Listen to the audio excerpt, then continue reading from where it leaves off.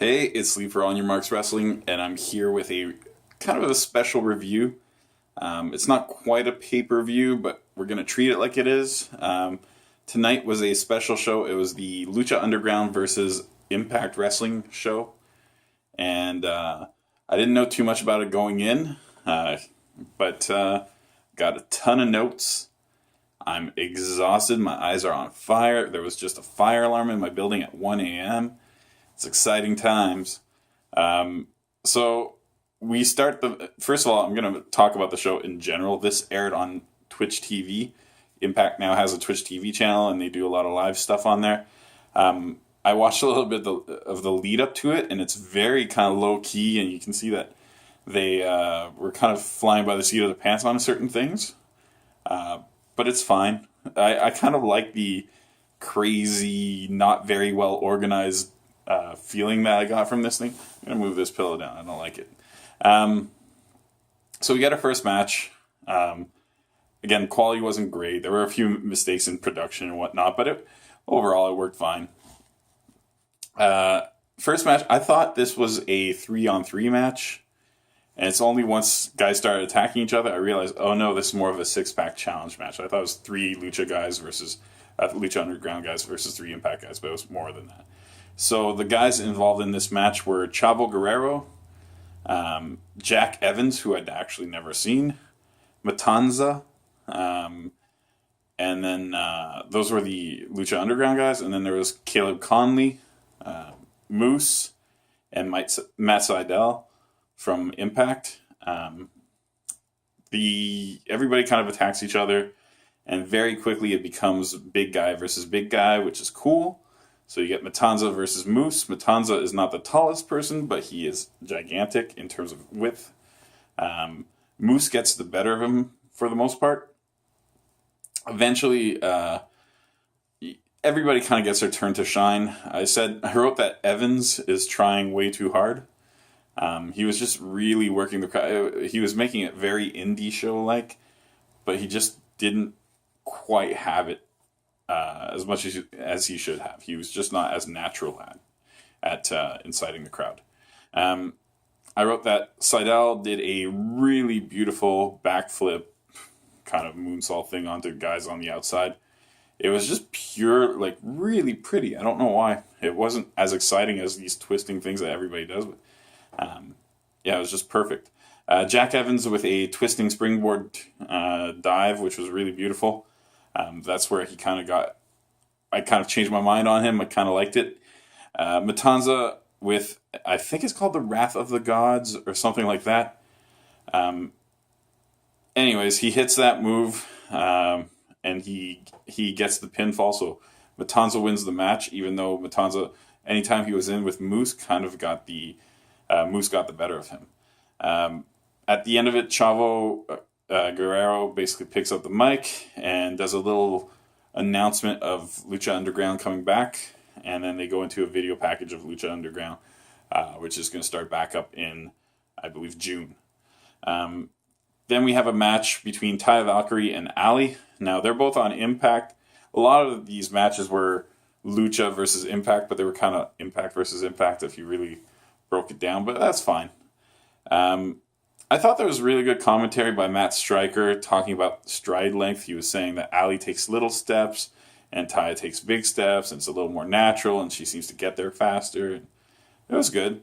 Ali eventually fires up, because Taya dominates the beginning, but Ali fires up, and she hits the triple running forearm in the corner, which is one of her moves that she normally does once or twice. Eventually, Taya kind of gets a little comeback, but Ali hits a code breaker and gets the win, which is cool. She's the champion. She should have kept the belt. So then we get a match between Teddy Hart and Scott Steiner versus OVE. I was not familiar with Teddy Hart. Apparently, some people don't like him much. I thought he was kind of entertaining. He does have a nonchalant look to him. Like, he never looks impressed. Like, he's looking cocky, but he never looks all that impressed with himself. He just kind of looks disinterested. But he hits a beautiful, beautiful spinning moonsault to the outside. It's just perfect. It's before the match even starts, and you don't even realize he's doing it, and then he hits OVE with this move, and it just was absolutely perfect. OVE isolate Teddy Hart, and just kind of the story of the match becomes OVE beats up Teddy Hart, and Scott Steiner just can't wait to get in. Teddy Hart eventually does a move where he surfs on Dave Chris's back, so he basically just stands on it and does the surfing kind of position. Then he kind of jumps down into a sunset flip / almost Canadian Destroyer type thing. It was cool. Steiner eventually tags in. And I thought this was cool. Teddy Hart could have gone for the pin, but instead he's like, no, I'm not going to win. He runs over to Steiner. Steiner gets in there, and he looks pretty good for where he's at right now. He manages to throw guys around a little bit. Hits a really nice suplex on one of them. Eventually, he doesn't land, but he gets, I forget which Chris it is, not Dave, but the other one, in a Steiner recliner, and he taps out. So, yeah, Steiner wins along with Teddy Hart. I had never heard of Teddy Hart, to be honest with you. So then we get probably the best match of the night, in my opinion, or at least one of them. It's a 3-on-3 match. For Lucha Underground, you have Drago, who does do some Impact stuff, but mostly is mostly a Lucha Underground guy. Aerostar, who is an impressive athlete, and King Cuerno, who's worked on both, but is mostly Lucha Underground. And you have them versus DJ Z, Desmond Xavier, and Andrew Everett. DJ Z's gear is awesome coming into this. He's got all these little LED lights. Aerostar has a mask with LED lights, but DJ Z's entire outfit is LED lights, so that's cool. Aerostar does this move where he basically just does front flips all the way around the ring twice. And I was like, just the stamina to do that is amazing. Stryker makes another footwork comment with regards to Desmond Xavier, says he goes at it.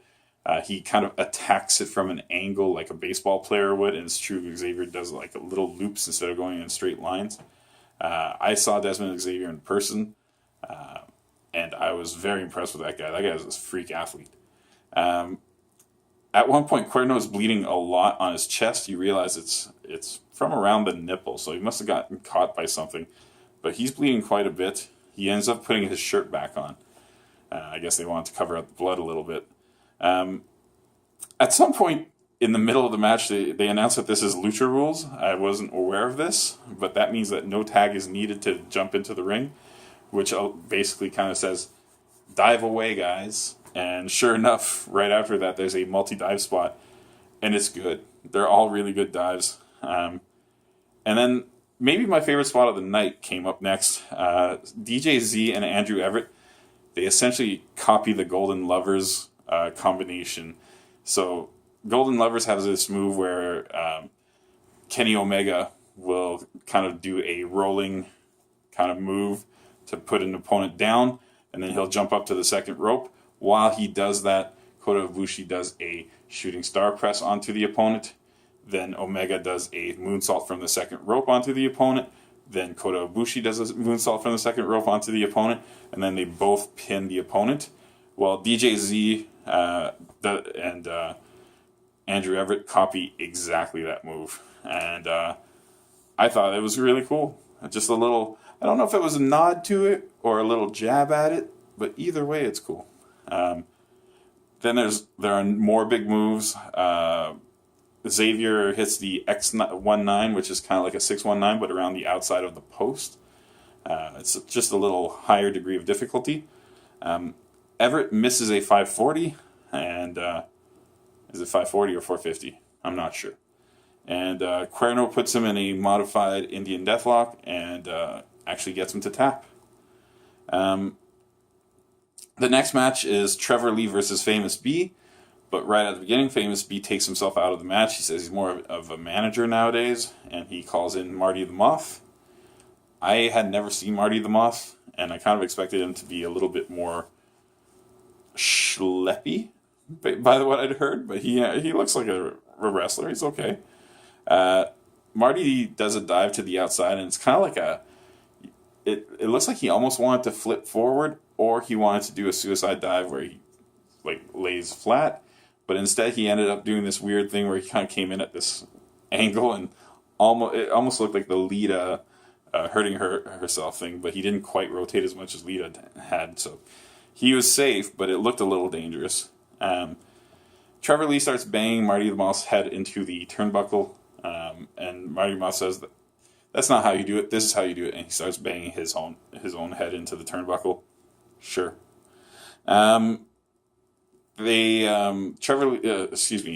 Matt Stryker and Josh Matthews, who, by the way, both did a really good job tonight. I thought they seemed to like each other quite a bit, so they got along well, and it came off as just a likable conversation. They do a lot of comparisons between Marty the Moth and Trevor Lee. They kind of find that they're almost the same person. Marty the Moth eventually tries to finish off the match with a moonsault, but he gets distracted by Caleb Conley just long enough that Lee's able to escape, and then Lee gets a little roll up on Marty the Moth for the win. So many notes. So then the next match is the Mack and Killshot. Again, not familiar with either of these. I've heard the name Killshot, but that's it. Versus LAX. I wrote the Mack is pure charisma. I think he's kind of like he reminded me of a mix between Dusty Rhodes, kind of body-wise, but also just charisma-wise, and Bad News Brown, who didn't have a ton of charisma, but kind of looked badass. He does at one point, the Mack, who's kind of a bigger man, does the headstand in the corner move that Jack Gallagher kind of does sometimes, or used to, before he became a bad guy. I thought that was pretty impressive. Eventually we get Ortiz with a kind of a headbutt to a downed opponent where he just kind of flattens himself out. They said it was a nod to Fuji. I've never seen it, but it was cool. There's a series of different kicks. So Inseguris, drop kicks, like all sorts of different kicks. Killshot and Santana do this cool reversal thing, like pop-up thing, and almost like a famous... I can't even describe it, but it looked really cool. Crowd went nuts for it. Mack does a reverse bowling ball on Santana, so he basically runs into the corner, but instead of doing a front flip, essentially does a back flip into him. It was really neat, especially for a man his size. I'm going to keep saying that. Killshot tosses Ortiz into a Mack tackle. That looked cool. Mack and Killshot do a stomp / power bomb for a near fall. Ortiz loses his footing so basically tries to get Killshot onto his shoulder, and I guess the weight transfer was a little off, and he loses his footing and it backs him into the ropes. And I thought that it was a screw up, and the crowd said you screwed up. Well, I'm cleaning up the language there. But Stryker really covered it up nicely. He said, sometimes the moves that look like they're messed up are the ones that hurt the most. And I thought that was actually really good commentary, and it's probably true. If I try to do like a really beautiful, perfect body slam, probably doesn't hurt. If I mess up the body slam and drop you on your side, you're probably going to get hurt a little bit. It makes sense. Not that I can do a body slam. I'm just saying. Eventually, we get LAX, and they hit the... I guess it's kind of like a power bomb blockbuster move. It's their finisher, or one of them, and they get the win, which is cool. So the titles aren't moving, but basically Lucha Underground's winning anything that's not a title so far. So that's cool. Then we have Eli Drake. I love Eli Drake. Full disclosure, probably my favorite performer on Impact. He goes into the ring and he starts cutting a promo on the crowd.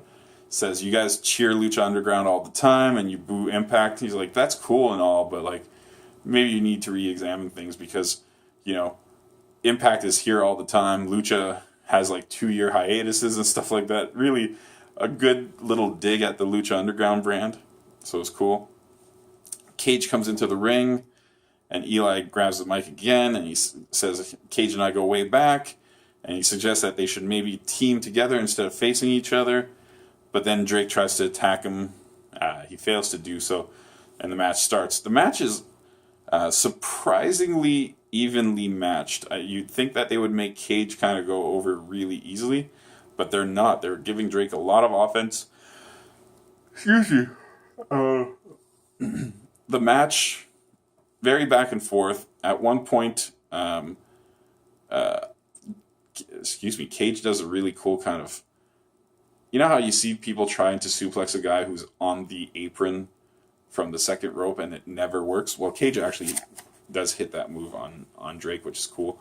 But then Drake does a move that he does fairly regularly, and I'm always impressed by it, which is he runs up to a guy who's already on top of the ropes, but he runs up and he jumps from the mat all the way to the third rope and does a superplex on a guy almost right away.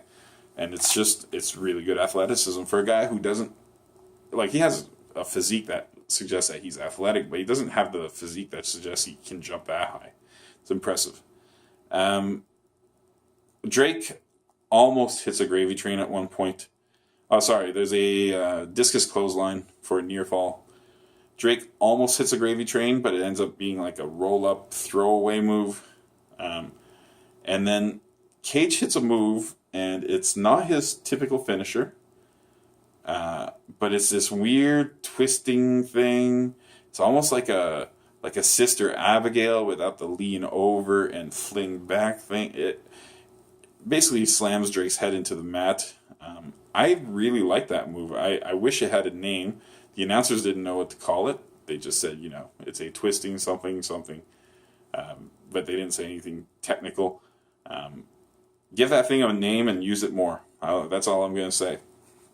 Then we have an I Quit match between Eddie Edwards and Jeremiah Crane, a.k.a. Sami Callihan. I don't really like I Quit matches. You get the ref with the mic just shoving it in their face whenever they're close. I wrote that Crane's spit chop, where he basically spits into his hand, lets the thing droop back into his mouth, and then chops a guy, is one of the grossest things I've ever seen. And I would hate to take that move. I wrote that Edwards brings chairs out from the back and even takes chairs from the crowd and starts throwing them kind of on top of Callihan, or at Callihan sometimes, a.k.a. Crane. I should say Crane for now.